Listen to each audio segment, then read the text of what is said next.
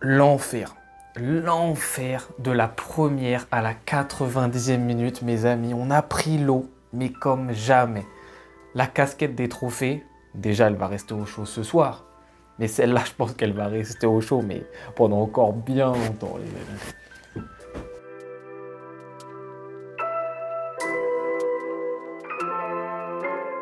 Victoire, que dire? Récital du Real Madrid contre notre FC Barcelone, 4-1, une démonstration de A à Z et littéralement le Real a fait ce qu'il voulait. Ils ont fait de A à Z ce qu'ils avaient envie de faire. Premier but, Vinicius, 7e minute de jeu, ils mettent leur deuxième à la 11e. Ensuite, ils mènent 2-0, ils se disent bon, on n'a plus besoin de jouer, on mène 2-0, ce qu'on va faire c'est comme d'habitude, on va bien défendre dans notre moitié de terrain, et puis sur les petites contre-attaques, on va marquer, etc. Et en attendant, eux, le Barça, ils vont essayer de nous en mettre un. Donc essayer de nous en mettre un, etc. Le Barça, au bout de 20 minutes de possession de balle, etc., on en met un. Donc là, il y a 2-1. Et là, le Real se dit, oh mince alors, ils sont revenus à un but, ah, c'est un peu relou, faudrait qu'on continue à en mettre 2 buts d'écart. 5 minutes après, 3-1, 2 buts d'écart. Et ils auront une rephase de domination, où ils ont la possession, etc. Et ensuite, deuxième mi-temps, ils gèrent le match comme ils veulent, le tempo comme ils veulent, les phases fortes comme ils veulent, les phases de possession, les phases où ils subissent plus. C'est eux qui ont décidé de la première à la 90e minute de jeu comment allait se passer ce match. Donc bien évidemment, on revient sur les buts catastrophiques qu'on a encaissés. Alors la volonté du FC Barcelone sur ce match-là, elle n'est pas bête au départ. C'est-à-dire chercher le ballon haut et jouer avec un bloc qui est haut. C'est assez intéressant, surtout que bon, c'est un peu notre identité, nous, le Barça, d'aller récupérer ce ballon haut. Le problème, c'est que tu ne le fais pas et tu ne sais pas le faire depuis 1 an et demi. C'est-à-dire qu'on n'a pas les joueurs qui ont appris vraiment à le faire. Le contre-pressing, on ne sait pas le faire. Et quand tu ne sais pas faire un contre-pressing et que ton bloc défensif, il est haut, tu ne récupères pas le ballon à ce moment-là. Du coup, l'adversaire, il a la capacité de lancer ses fusées qui sont juste Vinicius et Rodrigo dans ton 2. Et c'est jackpot pour eux, c'est tranquille, c'est comme ils veulent. Et en plus de ça, pompon, cerise sur le gâteau si vous voulez, mesdames et messieurs, on a un alignement. Alors le premier but, il est pour Koundé, c'est donné. Le deuxième but, mais regardez-moi cet alignement sur le deuxième but, mais on dirait des poussins qui jouent. Ce soir, on a été des poussins, on était des enfants face à des adultes, un alignement comme ça.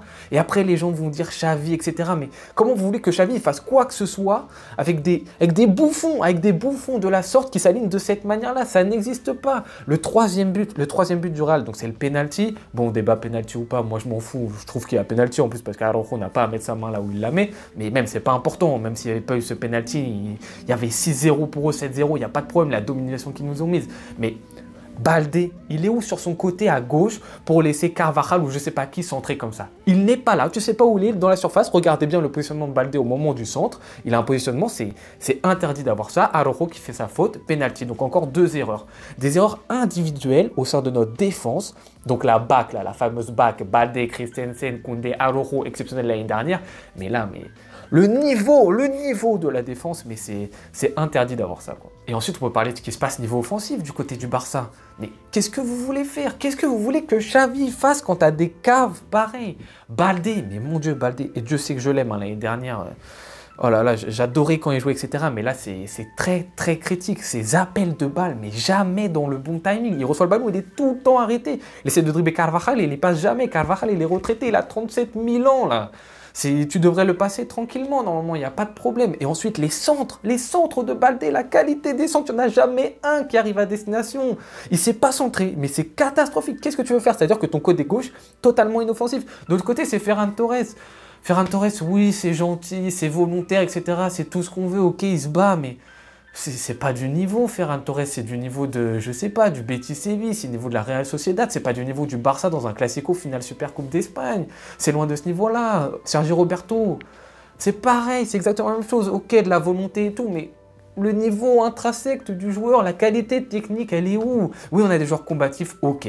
Voilà, on a des joueurs qui se battent au Barça. Ouais, c'est cool, mais tu veux faire quoi contre ce Real Madrid qui, même sans Militao, sans Courtois, sans Alaba, etc., ils arrivent à te faire des remplaçants comme Camavinga et comme Modric. Qu'est-ce que tu veux faire face à ça? Brahim Diaz, etc., ils mettent même le Arda Güler, ils le laissent même pas rentrer en jeu. Qu'est-ce que tu veux faire? Toi, tu fais rentrer du Fermín Lopez. Ok, le petit jeune, l'année dernière, on voulait encore le prêter, etc. Il est bon, mais c'est Fermín, on l'adore, etc. Mais ça reste Fermín. On fait rentrer Lamine Yamal, il a 16 ans. C'est un crack, mais ça reste un joueur de saison. Et Félix qui, lui, est en énorme manque de confiance en ce moment. Donc la différence, elle est énorme en termes de qualité individuelle. C'est un truc de fou. Nous, on a Frenkie de Jong, Gundogan, Pedri. Sur ce match-là, qui ont été, je trouve, les seuls un peu à avoir la tête sous l'eau. Hein. Eux, ils gèrent très bien leur milieu de terrain, il n'y a pas de problème. Au bout d'un moment, les mecs, ils sont désabusés. Moi, j'ai jamais vu Pedri avoir un body language, un comportement, une attitude par rapport à ses coéquipiers aussi désespéré. Pedri, dès qu'il y avait un autre joueur du Barça qui tuait le ballon, il était là, il disait mais c'est pas possible. Il voyait ses coéquipiers, il leur demandait de faire des appels, de bouger. J'ai jamais vu Pedri dans cet état-là. Il en peut plus de jouer avec des cassos comme ça devant. Il en peut plus, il est fatigué. Il est fatigué, tout le monde est fatigué. Donc encore une fois, tout le monde, tous ceux qui veulent tomberont sur Xavi, etc. Mais Xavi, il a beau faire ce qu'il veut. Dans l'animation, il y avait des choses qui étaient intéressantes. Quand tu as des cas qui ne savent pas s'aligner en défense centrale, qui ont les jambes qui tremblent, dès que le Real Madrid avait juste était dans notre moitié de terrain, c'était même pas une occasion. Hein. Moi, je flippais. J'avais peur qu'ils nous en mettent un à chaque moment où ils avaient le ballon dans notre moitié de terrain. C'est un truc de fou quand même. Et toi, quand tu as la balle, tu as ta possession, et tu as ta possession stérile parce que tu n'as aucun joueur sur les côtés qui est capable de faire la différence. Et tu as un Lewandowski bon, qui te met un magnifique but, mais Lewandowski aussi son attitude, mais il ne presse jamais. Il ne presse jamais. Donc encore une fois, on revient sur le contre-pressing du départ dont je parlais. Si tu fais pas un bon contre-pressing dès le départ, tu donnes les cartouches au Real Madrid pour envoyer derrière ta défense. Si tu mets une défense haute, tu mets un contre-pressing qui est fiable. Mais tu peux pas quand tu as des cassos comme Sergi Roberto, comme Baldé, comme Lewandowski, qui ne savent pas faire un contre-pressing, bien réussir à le faire. Donc tu prends tarif. Le Real derrière, pour parler un peu du Real, faut les féliciter, ils font leur match. Mais le Real Madrid, moi je suis désolé, ils nous battent 4-1. Ils sont à l'entraînement, les gars. Le Real Madrid, ils font un match, ils sont à l'entraînement. Ils jouent à 2 à l'heure. S'ils sont en mode Super Saiyan énervé, demi-finale Ligue des Champions, finale Ligue des Champions, il y a 8-0 hein, pour le Real. Franchement, s'ils veulent vraiment jouer sérieux de A à Z et nous tuer sur chaque offensive qu'ils ont, c'est 8-0. Là, c'était l'entraînement pour eux. Regardez comment ils marchaient, etc. Ils s'amusaient, ils rigolaient, machin, tout ça. Ils nous taquinaient. C'était rigolo pour eux. Moi, franchement, honnêtement, l'année dernière, déjà, on a pris le 4-0 en Coupe du Roi. Et c'était l'une des premières fois de ma vie où je voyais le Barça se faire éclater par le Real. Parce que ça arrivait peu souvent. Hein. Sur les 10-15 dernières années, c'est très souvent le Barça qui met des claques au score au Real Madrid. Moi, j'en étais content de ça. Mais là, depuis 2-3 ans, la tendance, elle commence à s'inverser. Et là, ça me plaît beaucoup moins parce qu'on est sur le 4-0 l'année dernière en Coupe du Roi et là, on est sur le 4-1. Donc, ça commence à s'enchaîner. C'est pas bon du tout. C'est pas bon du tout. Et ils nous enchaînent comme ça, mais en jouant vraiment à 2 à l'heure. Bellingham, est-ce que Bellingham, vous allez me dire, même les supporters du Real Madrid, Bellingham fait un gros match? Bellingham, il est invisible dans ce match. Ils nous mettent 4-1, leur meilleur joueur de ce début de saison, il est absent. Je sais pas si on se rend compte. Vinicius, il fait un très très bon match, triplé, c'est dans un classico, faut être un grand joueur pour claquer triplé classico. Mais si Vinicius, il est à 120%, mais il met 6 buts. Il met 6 buts parce qu'il a l'occasion vraiment de mettre 6 buts. Rodrigo met un but, mais il peut aussi faire mieux, etc. Dans leurs individualités pures, le Real Madrid, il n'y a aucun joueur qui est « Waouh, incroyable, le match extraordinaire et tout ». Ils ont joué à 2 à l'heure, ils nous mettent 4-1. Non, c'est trop. Moi, je suis fatigué. Donc, encore une fois, ceux qui veulent tomber sur Xavi tomberont sur Xavi. Si vous voulez, Xavi risque d'être très en difficulté. Il est vrai. Mais encore une fois, voilà, quand tu as des cas comme ça, tu veux faire quoi? Tu veux faire quoi quand tu as des cas comme ça? Et donc, on l'avait dit, ce match devait être le déclic pour nous pour cette saison, devait nous relancer, mais limite, il va nous mettre 6 pieds sous terre, là, je pense. Là, c'est la suite de la saison. Mais mon Dieu, 7 points de retard en Liga, cette Super Coupe qui a été peut-être notre seule chance de trophée, ça va être compliqué. On joue contre une D3, je crois, là, en Coupe du Roi, ce jeudi.